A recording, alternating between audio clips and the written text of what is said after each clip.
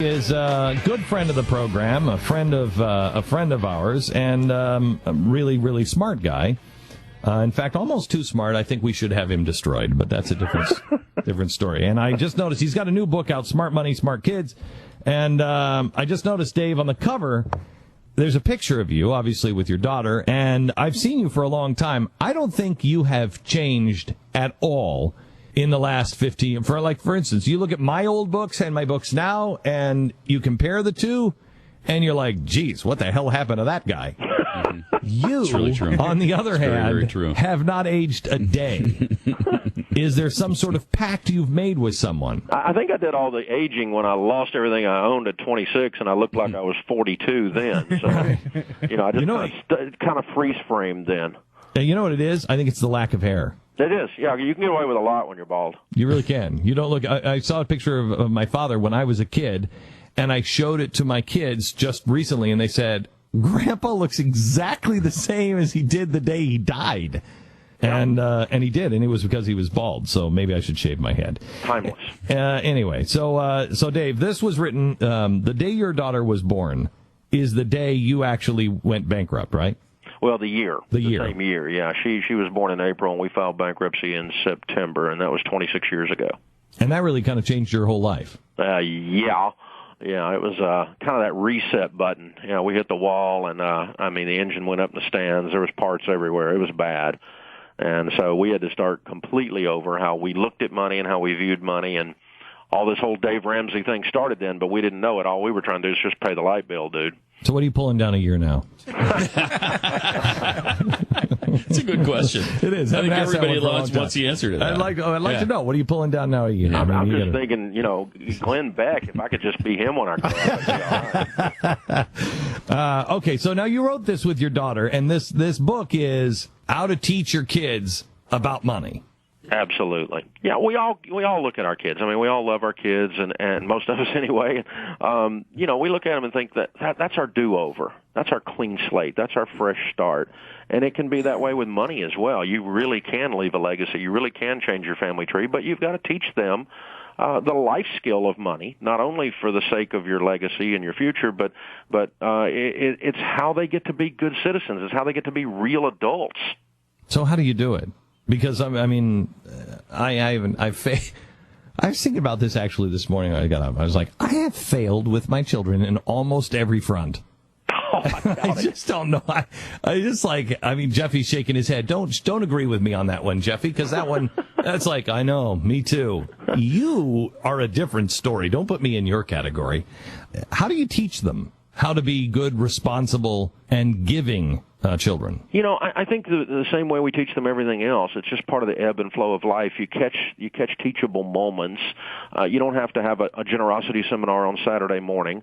You just talk about generosity. You just talk about, hey, good people are givers, and you help them to give. And if they don't naturally give, you eventually lean into it a little bit and make them give, because they got to build the giving muscle.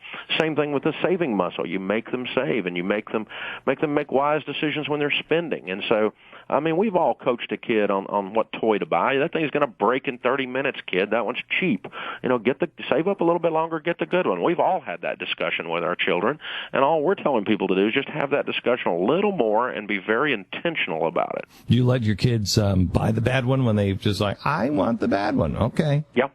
Okay, yeah. Good. And then I had that I told you so moment later. I let them feel some pain while they're under my roof. I wanted them to experience some ouchies money-wise, so that when they're 33, they're not still making the same mistakes. You know what we had a problem with the, let's see how I say this.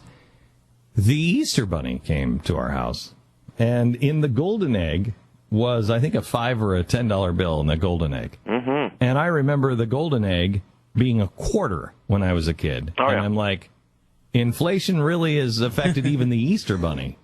How do you know what? I mean, how do you know simple things like how much you put? How much the Tooth Fairy give at the Ramsey house? Yeah, well, you don't know. You just take a stab at it, and if it feels ridiculous that you're being too large with the amount, it's probably because you're being ridiculous.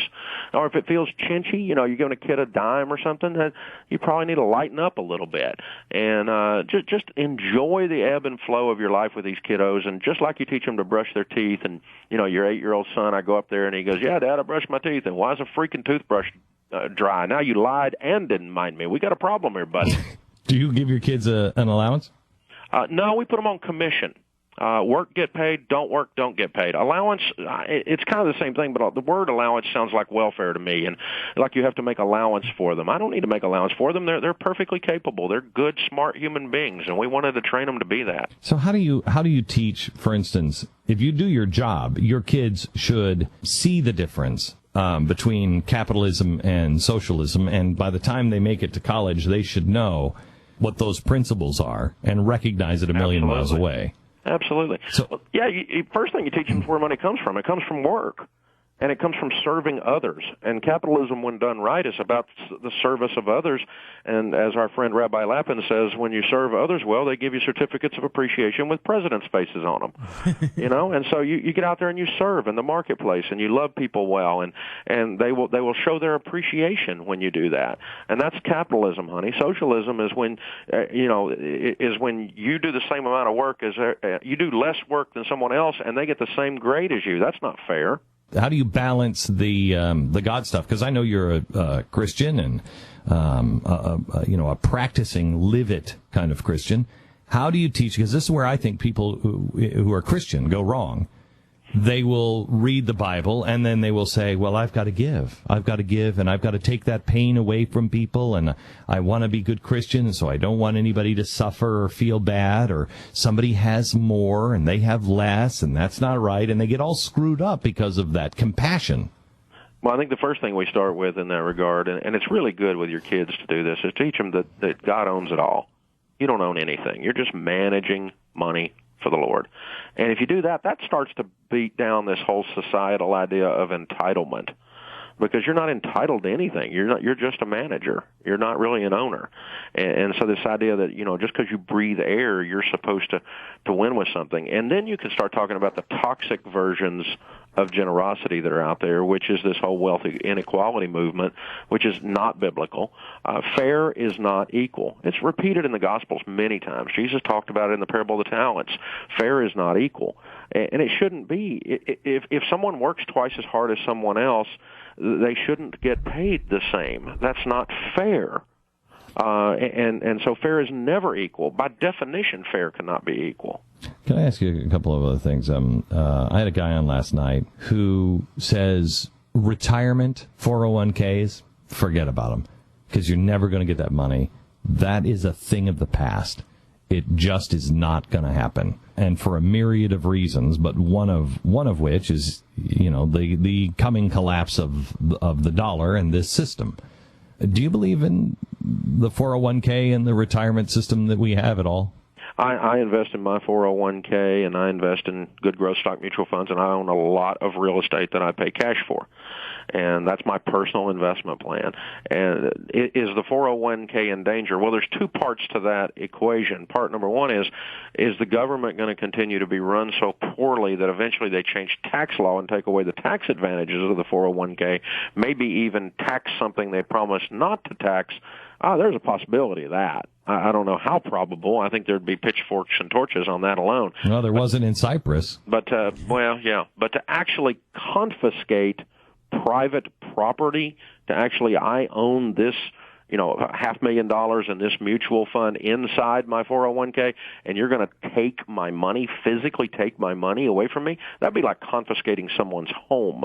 And it has been done, but I think that's probably a little over the pale. I don't think we're going to go there. I think there'd be a revolt that would be pretty substantial at that point. Do you believe any of the crap that you're seeing on Wall Street and from the Fed and from the government? Do you think that? Because I don't believe any of it. I think it's all unpegged from reality. I think it's unhinged. And I think it's very circular, and yet there's a basis, in fact, for all of it. And so, for instance, say I buy a share of stock in Home Depot. Is that real? Well, sure, that's real. And do you own a little piece of Home Depot? Absolutely. And if you own a portfolio of that called a mutual fund, is that real? That's Wall Street. Yes, that's real. Is there some moronic things going on and things that are people are over the pale in terms of integrity and so forth? Absolutely there is. And it runs hand in glove with the idiocy in Washington. There's no question about that. And we're well overdue for a revival of integrity in both places, both parties for that matter, but both places, for Wall Street to really start functioning as a service to the economy, and by and large, again, rather than just this idea of the Wolf on Wall Street kind of garbage. And we definitely have got to do some house cleaning in Washington. That's just so sickening that it's hard to even think about. The president just proposed new taxes, new budget that would take us now to the highest sustained tax rate in our nation's history. GDP, percentage of GDP, will be the highest it has ever been by far in history. How much more pummeling do you think this economy can take? It can't. That's why the recovery is not a recovery. It's a creep. It is because there's two things draining the economy, and this taxation and the debt load out of Washington. And it's just a mathematical fact. And how much more pummeling can the American people take? How much? I mean, for those of us who have jobs, I don't think we really see the pain because media is not showing it at all. No. We don't see the pain of 30% underemployment? Yeah, I don't think it's as much pummeling can we take. It's how much more will we take before we rise up and vote these morons out of office. And there's there's an ebb and flow. There's always a pendulum swing, and I'm a glass half full guy. You know that. And so I really do believe in this next cycle and even the next presidency that we can see some movement. But I think it's more important than we see the house cleaning there. That's important. But it's also important that we, the people, start just saying, hey, we're not going to take this. This is a point that we're not going to, and I don't mean some violent reaction or anything silly like that, but I mean just this idea of we're going to make a stand, and this has gotten unconscionable, and we're going to make a stand on it. But we haven't really returned to tried and true principles. I mean, the thing that bothers me is we have always been changed by a great awakening. There's always been a great awakening. Yep. Has it begun? I do. I see it when I'm out there, and even stuff like when I start talking about, hey, change the way your kid views money because it changes entitlement. It changes whether they live in your basement at 32 or whether they're a productive citizen by the way you raise them. And when I say things like that on a stage, and you do the same kind of talks, and I'm all across America in front of 5,000 or 10,000 people, and they just stand and cheer when you talk about work ethic, when you talk about integrity, when you talk about that. And there's a yearning for that in the marketplace out there, and maybe not in certain pockets, and certainly not within certain belief systems. There's a group out there that'll always attack you when you do those things. You get it too. I get it, but by and large, hardworking people they're ready for something for an awakening. Yeah. The name of the book is Smart Money, Smart Kids by Dave Ramsey and Rachel Cruz, his daughter, and worth picking up and worth reading. You're raising kids. There's nobody in our society that is teaching kids how to be logical anymore, even with their money. They're not going to learn this anyplace else other than you. Yep. You don't know how to teach it. Smart Money, Smart Kids, Dave Ramsey. New book available everywhere. Dave, thanks so much. Thank you, brother. Thanks for having me. You bet. God bless.